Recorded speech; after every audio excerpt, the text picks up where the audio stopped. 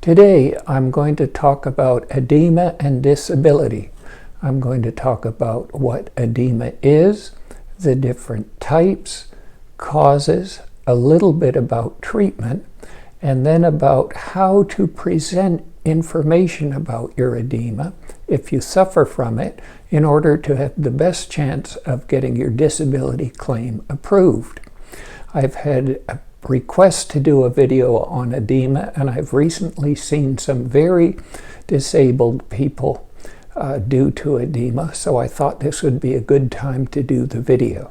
Hello, I'm John Foster. I'm a medical doctor who does Social Security disability exams, and as usual, everything I say reflects my own opinions based on my own experience and study, and not the opinions of the Social Security Administration or any other medical body. Now, before I get started, if you have a topic you'd like me to make a video on, please put it in the comments below. I am kind of backlogged, so it may take a little while, but I aim to do videos on every request as long as it's not something that I know very little or nothing about or have never seen a patient with. And also, if you find this video interesting, you might want to subscribe to my channel. I generally put out one disability-related video a week. Now, first of all, to discuss what edema is, we tend to think of our bodies as solid, but really about 60% of our body is liquid, mostly water. And of that water, about 2/3 is inside our cells, what we call intracellular water. The other third is divided between the water in the blood vessels, the arteries, veins, and heart, and what we call the interstitium. 1/4 of that 1/3 is in the blood vessels, and 3/4 of that 1/3 is in the interstitium. The interstitium is the spaces in between the cells of our body. Edema is when excessive fluid accumulates in the interstitium between the cells. There are many types of edema, and what I'm going to talk about today is what is called dependent edema, and that means edema that tends to occur in our feet and legs. The reason why this happens, if you get increased water or fluid in the interstitial space, we spend most of the day sitting or standing, and gravity pulls that water down to the lowest spot it can go to, which is the feet, ankles, and lower legs. If you had edema and you stood on your head most of the day, then instead of your feet and ankles and lower legs swelling up, your head and neck would swell up. But most of us don't spend most of the day standing on our head. Edema causes swelling, and that is the reason for the most common symptoms, which are swelling, tightness, heaviness, and also joint stiffness. Now, doctors divide edema into 2 types based on a simple test that you can do yourself. And that's to take your thumb and press it firmly into the swollen part of the body for about 15 to 20 seconds. Then when you remove your thumb, you look and see, is there a deep depression, what we call a pit, left by your thumb? In that case, we call it pitting edema. If there's no deep depression, we call it non-pitting edema. And that's important because the causes are different. Pitting edema is caused by an excess of water in the interstitial space. And there are many causes of this. Problems with the heart, kidneys, liver, varicose veins, blockage of the veins leading from the legs to the heart, some hormones, and some drugs can all cause pitting edema. In terms of treatment of pitting edema, the idea is to get rid of the excess water. And there are several methods that can be used. The first is drugs called diuretics. Diuretics increase the amount of water that the kidneys put out as urine, so that the person urinates out the excess water. That will work in a lot of cases, but if the person has kidney failure, if the kidneys are no longer working properly, which is one cause of edema, then that won't fix things. And in that case, the treatment is dialysis, using an artificial kidney machine to remove excess water from the person. Finally, the person can wear elastic stockings that press or squeeze the fluid in the legs.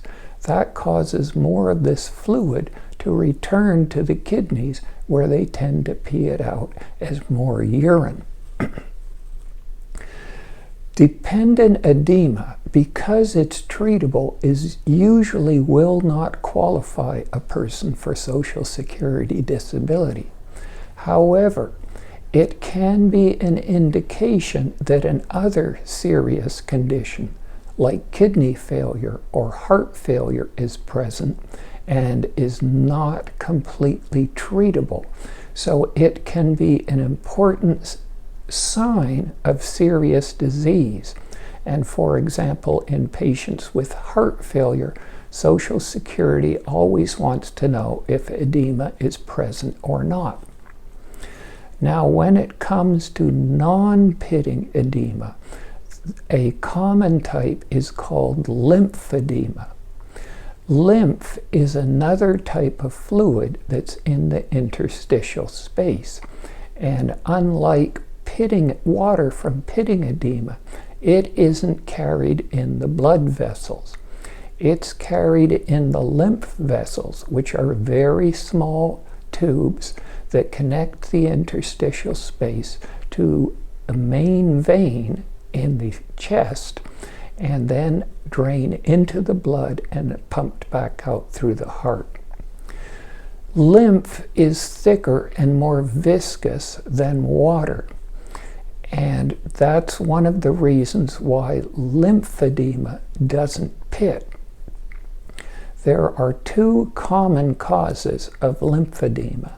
In North America, it's almost always a hereditary condition, and that is about 3 to 4 times more common in women than men.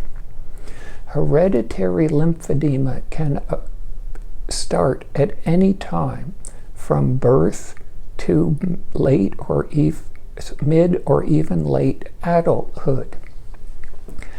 When it happens, it produces what's called brawny edema. Brawny edema means that the tissue is swollen and hard, unlike pitting edema, where the tissue is swollen but soft, like a water balloon. Diuretics, dialysis, and stockings provide little help for lymphedema. And lymphedema can be anywhere from slight to absolutely massive. You may have heard or seen pictures of a condition called elephantiasis, which occurs in Africa. It's a form of lymphedema caused by infection with a tiny little worm that gets in the body through mosquito bites and then grows in these little lymph vessels and blocks them like a cork in the neck of a wine bottle, preventing the lymph from returning to the veins and the heart. And people can get absolutely massively swollen arms or legs, similar to those of an elephant. I'm going to include in the discussion to this video below links to some pictures on pitting edema and brawny edema and some other things that I'm going to mention in a minute. Social Security is very concerned about brawny edema, and if you suffer from brawny edema and it's significant, that can qualify you as disabled by itself. Next, there's a very rare form of non-pitting edema associated with thyroid disease called myxedema, and I'm not going to get into it in detail. It's so rare that I'm now in my 45th year practicing medicine, and I've only ever seen one patient with it. A much more common form of non-pitting edema is called lipedema, not lymphedema, lipedema. And it's actually not a form of edema at all. It looks like edema, but what it is abnormal fat accumulation in the cells of the legs. Again, it's hereditary and far more common in women than men. Why it's called lipedema when it's not a form of edema, I have no idea. Another issue associated with edema is that both pitting and non-pitting edema may cause skin ulcers in the lower leg. An ulceration is where the skin breaks down, exposing the wet tissue underneath the skin. These ulcers tend to be difficult to treat and heal. Sometimes they won't heal at all. Rarely they will heal completely and never come back. But what's most common is the skin will break down and ulcerate, and then it'll heal, and then it'll break down and ulcerate and heal, and on and on and on.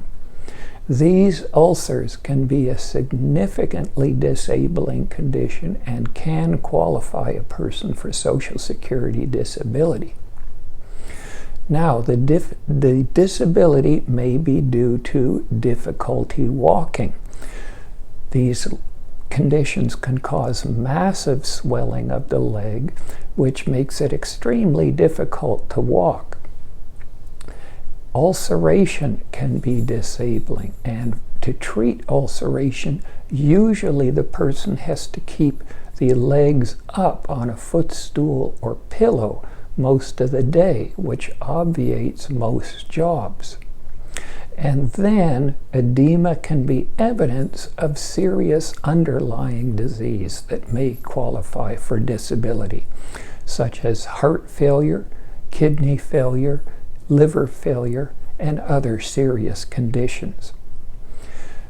One thing I have to say is that often edema and ulcerations associated with edema may wax and wane. They may be severe at times and less severe at times. If that's the case with you, I strongly recommend that you get some pictures when your condition is at its most severe. And you can show those to a doctor at your disability exam, and that can be quite helpful. The other thing that I would recommend if you have edema and you're scheduled for a disability exam is be sure to wear clothes that will allow the doctor to check your edema easily. In the summer, it's best to wear shorts and sandals. In the winter, sweatpants and easily removable shoes or boots. Do not wear your tightest jeans and a pair of construction boots. Well, I hope this has been helpful, and as always, remember, if it happens, it's possible.